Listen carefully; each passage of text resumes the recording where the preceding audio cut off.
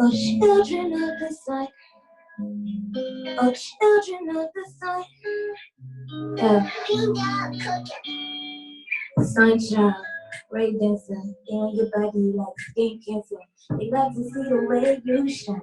Protected by the ancestors. Not, don't answer.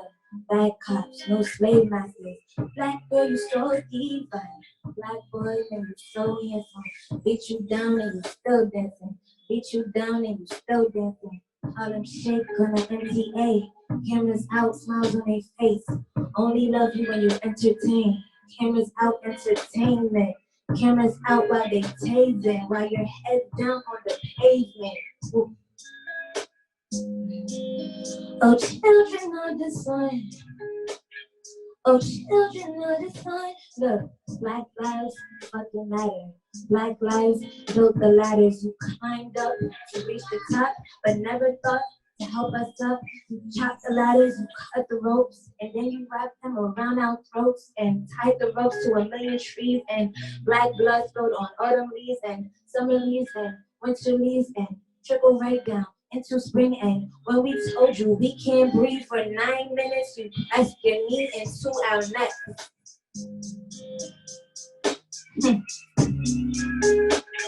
That's 9 minutes I can't forget. You wore our skin on boots, you wore our skin on bags, then asked why we mad. Oh, it wasn't that bad. I'm nothing like my dad, so prove it. Do something for the movement, cause I'm tired of trying to live through this. And why do I have to teach you, sis? And why do I have to teach you? I'm going through enough as it is. Spread the word for me.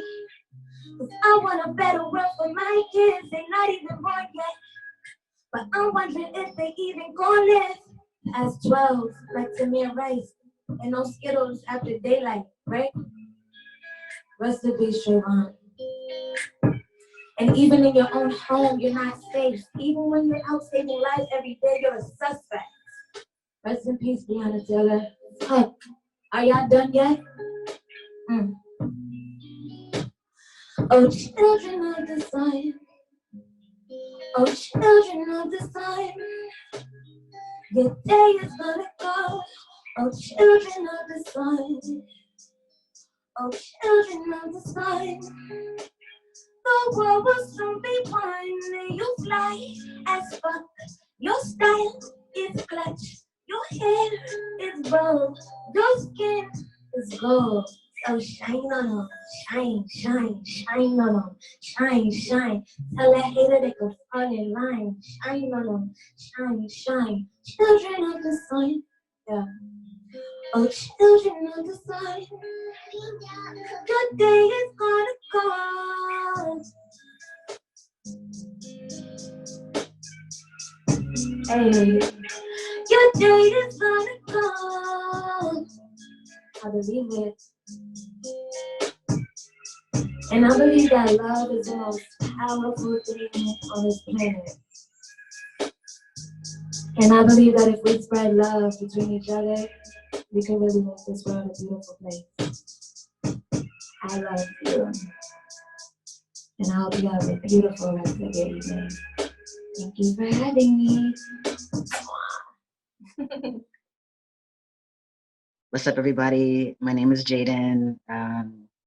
Just want to give you a little something to introduce you to me. I'm going to share some poems about my journey as a Black trans masculine-ish person. This first one, I want to first just name the recent Black trans people who have been killed. Tony McDade, Dominique Remy Fells, and Rhea Milton. 1. When I told him of my journey through gender, he warned, "Don't be a faggot ass nigga, fam." What he meant was, there ain't no space for soft in your manhood. Don't let all that magic hinge in the sway of your hips. Hollow out the holy femme of you. A divine womb death, a bloodletting of all of the woman in you. They took everything from us, made sport of our burning bodies be hard. Be stoned in all your blackness, take refuge in the deep thick of your melanin. Maybe you will bleed less when they try to kill you, because they will try to kill you. 2. Fear used to be hot combs and relaxers, burnt ear tips on school picture day, when combs became weapons in mothers' hands, the unkinking of unruly coils, the quest for a more tameable beauty, uncrossed ankles in the skirt, the curves of this body as invitation, too many men with too many wandering hands.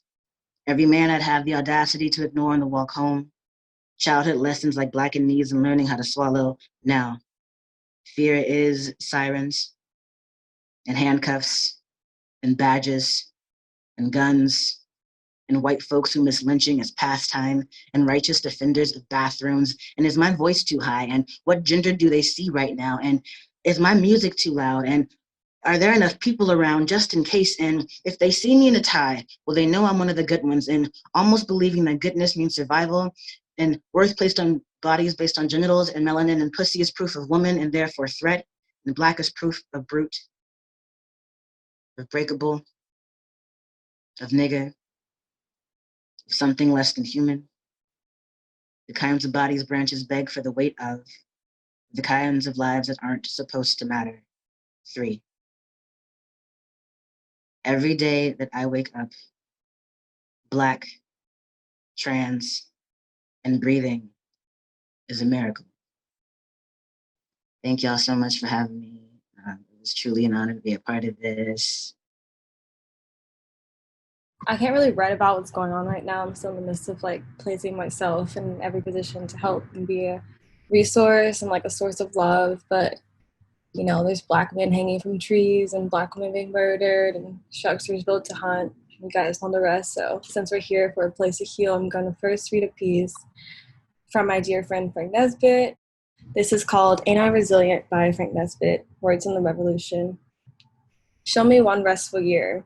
Show me a year where Black people have not been in mourning over the loss of our brothers and sisters at the hands of this country. A week to match decades of fighting, years of our bodies being extracted from this earth at the grip of white supremacy with no sight of justice. And you ask why I light my torch? Protests in Minnesota, New York, Los Angeles, and the global cry heard around the world in response to the murder of George Floyd, Breonna Taylor, and countless others at the hands of police mirror those of the 1992 LA riots following the beat of Rodney King. The warriors who rallied that day, could they have imagined this battle would have lasted another 30 years? The level of endurance to stand up and fight when our spirits have been dismantled, bodies dismembered, and hearts broken at the loss of our people time and time again. Ain't I resilient? Have I not suffered enough? We live in a country that values capital over human life, over Black life. Therefore, if you are still questioning the state of destruction, I ask you, how many more? How many more souls taken from us without the writ of consequence? The revolution is now. Thank you. It's an honor to be invited and to share my work. I'm in Chicago right now, but I call New York and Chicago my home. Lived my whole life in both cities. So shout out to any Chicagoans here. Chicago's a special city. And so this essay I'm going to read is called White Utopia, Chronicles of Queer Puerto Rican Mourning in the Post-Apocalypse. And so I and a lot of Afro-pessimists believe that the apocalypse already happened. We're living in the after-death of slavery, at the after-death of indigenous genocide. And so we don't necessarily need to look at the sci-fi films to imagine what would it look like if the world ended. Our ancestors were the survivors of that world being ended. My mentor, a brilliant scholar of culture, observes that the people of the settler empire, a simulacra, jestingly calling them the walking dead. I think the twerking dead seems more suitable for those who narcissistically dance to the drumbeats of indigenous and Black murder among the utopian ruins of liquidated civilizations. As the final stages of capitalism thrust the planet towards environmental collapse, can there be enough time for the love that can liberate the peoples who haven't tasted freedom in centuries? If there are any answers to find in this period of mourning, I'll not need to search for them in a peregrination across modernity's beautiful darkness. Maybe it'll bring me back into the radiant embraces of Mi Hibaro again. Thank you. It's about the skin, isn't it? When you look down at the brown around my knuckles and see a slight clench for defense, it's the skin that tells you, isn't it? The reason I must hit and steal and be a man who can't feel the way I'm caught between costs that drain and exhaust my soul. Dear God, it's the skin, isn't it? Telling me that I must play ball, beat someone up, hustle, do nothing at all. Niggas is lazy, ain't they? Damn it, just say it's about the skin. There's something about that melanin, that dark complexion that tells you that you are mirror-like, almighty and prime with gloss so clear. I'm only showing what I see. Cut the bullshit. You ain't no savior to me. Where's Moses when you need him? No, I will not part the seas. And I ain't talking about police. You the ones killing us in these streets. Yo, what's the word, Vanna? I'm talking BLCKMEN. Black men, black men, black men, black men, black men. Bigger the feet, bigger the... Oh, God, do you hear me? How many whips does it take to turn a black boy to a savage? That's your tradition, isn't it? Oh, don't you go hiding now. You sell the food and make the trays. I seen the other side of your displays. It was you who told me about me, and I came out the other side hoping that I was my own man. So don't send no more coupons, and don't act like the world revolves around how you see me. Don't act like you care about what it means to be a black man. First, I just think that it's so important and so well thought out for, the organizers between Elle, Kareem, and Francisco to be thinking about the poems of Black souls, because I often, or when I think of Du Bois, I think that he is really the framework, or one of the frameworks for Black liberation in the early, 20th century, and thinking about how proto-modernist he was, and how important his sort of gaze and his scholarship was about what it means to be Black in this country. And that goes from his work on double consciousness to his work on from double consciousness to, it's so profound to think about him as a sociologist and his work in design and understanding population too, which is, I think, so pertinent. Black population in this country after emancipation in the late 19th century. So I think that, just thinking about Black people in this country, Du Bois is such a figure, and a figure to also be criticized as someone who had privilege and as someone who did identify as a male, even as so early as the 20th century. Still, I think someone to be revered and someone to be criticized. But I'm not going to say too much, except for that within the entire book of The Souls of Black Folks, there is a moment of incantation and of poetry and of the sorrow songs. He mentions it in the beginning of the book and then goes in throughout each chapter. Each chapter has a lyric or a verse or a song. And I think that's so important to think about poets and our roles of poetry and our roles of poets in the fight. And I won't say too much on Zoom because I think we've all heard that Zoom is real linked up with the FBI. But I have many thoughts about this country that I rather would not be bombastic about. But I think that we have a lot to work to do. There are many embers sparkling, I think. So first, I'm going to share just this poem by let me find it. One of my favorite poets, Jane Cortez, who I think is sometimes largely overlooked. This poem is called There It Is by Jane Cortez. My friend, they don't care if you're an individualist, a leftist, a rightist, a shithead, or a snake. They will try to exploit you, absorb you, confine you, disconnect you, isolate you, or kill you. And you will disappear into your own rage, into your own insanity, into your own poverty, into a word, a phrase, a slogan, a cartoon, and then ashes. The ruling class will tell you that there is no ruling class as they organize their liberal supporters into white supremacist lynch mobs, organize their children into Ku Klux Klan gangs, organize their police into killer cops.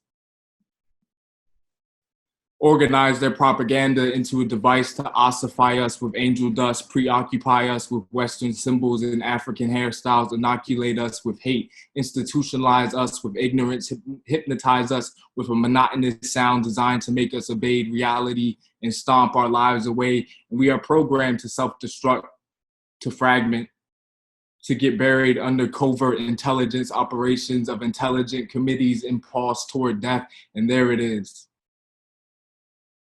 The enemies polishing their penises between oil wells at the Pentagon, the bulldozers leaping into demolition dances, the old folks dying of starvation, the informers wearing out shoes looking for crumbs, the lifeblood of the earth almost dead in the greedy mouth of imperialism. And my friend, they don't care if you're an individualist, a leftist, a righthead, a shithead, or a snake.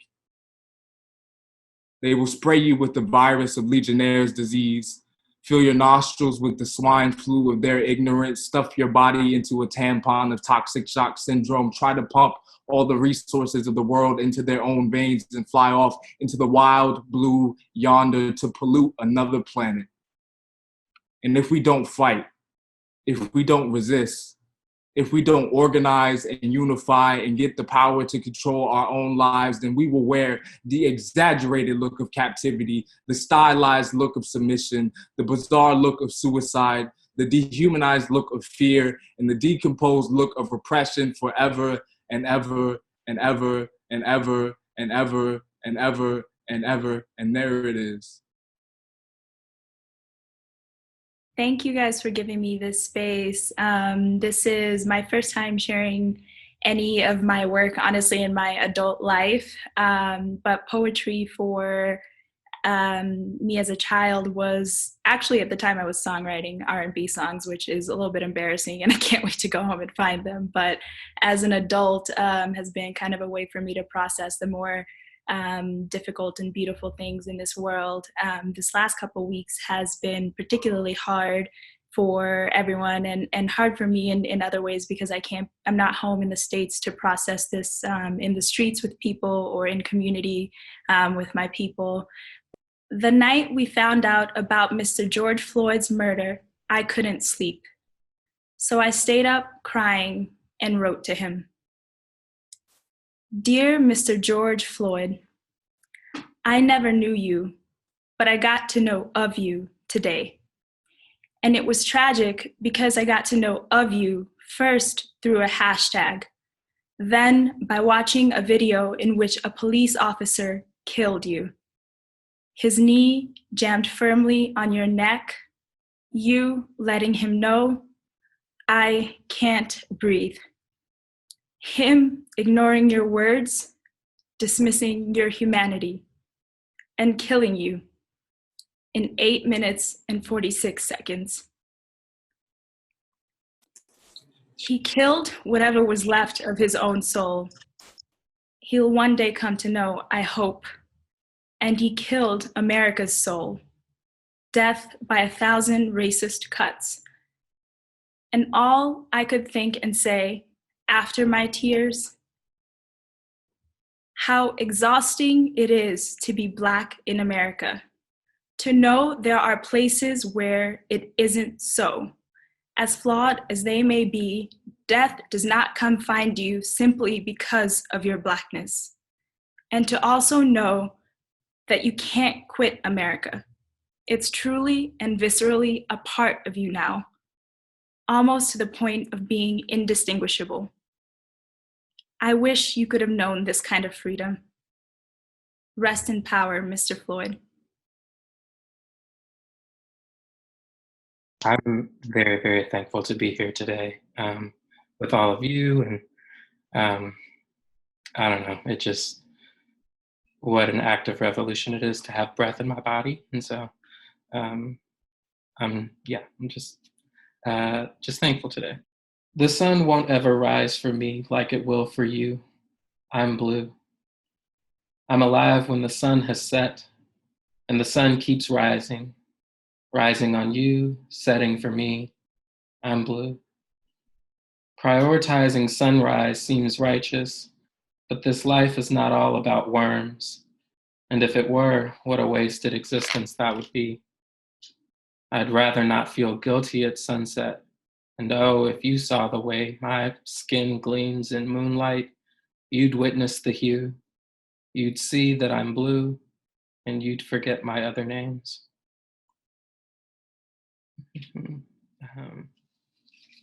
Shout out to Barry Jenkins for the inspiration for that with the movie Moonlight. This next one I wrote for my sister. It's called Blue Magic. If by some misfortune we do not meet again, may our hearts yet grow stronger. May our hearts still grow fonder of each other and of other friends. If by some misfortune we do not meet once more, may all our troubles cease. With our sorrows may we be in breach of some contract our father signed for.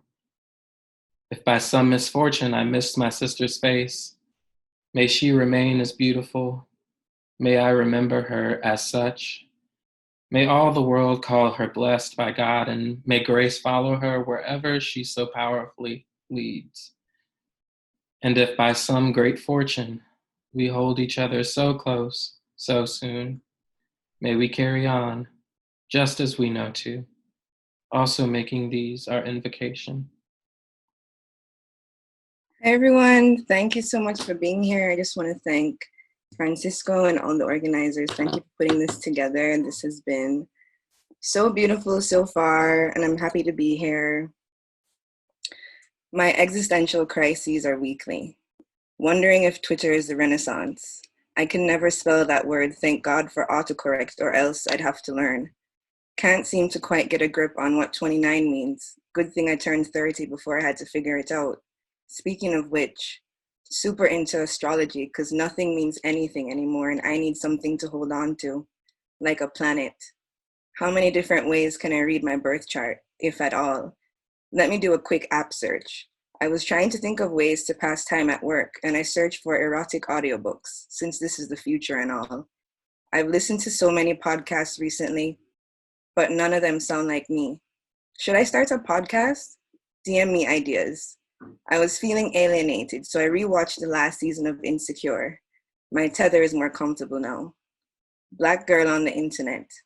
Moisturize, coconut oil, shea butter, Janelle Monáe clickbait, LOL, I mean, LMAO. Still lost at sea. Instagram is definitely no fucking life jacket.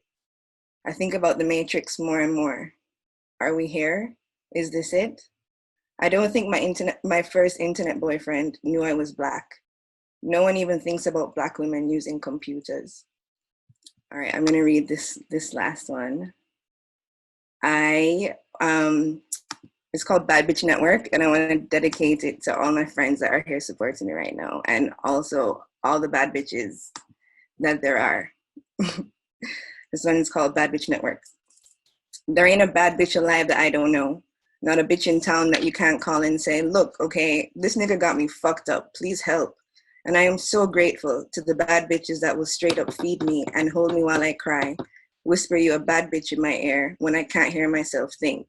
Too busy caught up with a stupid ass, ain't shit ass nigga that don't mean no motherfucking good. Let me tell you, a bad bitch in need is a bad bitch indeed. And I am so grateful to these bad bitches who will drop everything and grant me communion. Magic bad bitches, baddest bad witches, cackling under the moon and hexing these niggas. Look at my network. My bitches, we are our net worth. In every corner, every pocket of this earth, I am humbled that a bad bitch knows a bad bitch when they see one. Because sometimes I forget my own name. Not unlike you, you sorry ass nigga. But my bitches never do. Got me a bad bitch network to bring me peace, make me tea, and calmly, firmly tell me, there's a reason we here, bitch. It's because we need you in the network too.